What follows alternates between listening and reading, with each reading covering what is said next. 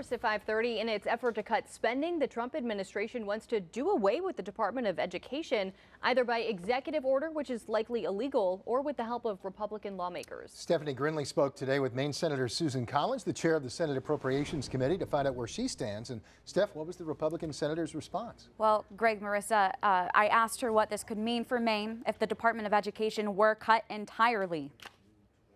Just this year, that's a reported $250 million going to Maine schools for things like special education, school nutrition. Are you in favor of abolishing the DOE?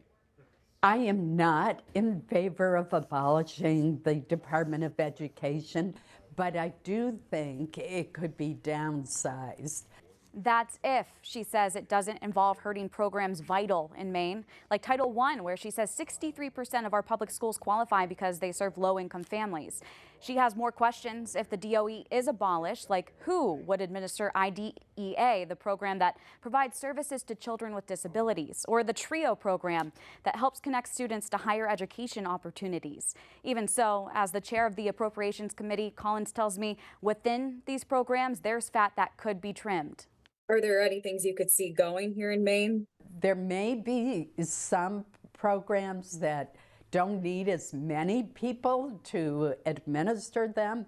I remember that there was a real problem with the TRIO program a few years ago, where the Department of Education turned down the application of the University of Maine and Presque to run the TRIO program.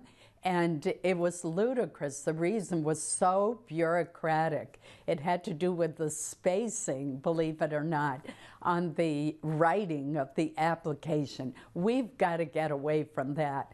Anybody who's working in the department who thinks that that is worth their time doesn't have enough to do. She maintains there are many dedicated people in the department, but could it be smaller? She says yes. Live in the newsroom, Stephanie Grinley. Guys, back to you. Stephanie, thank you.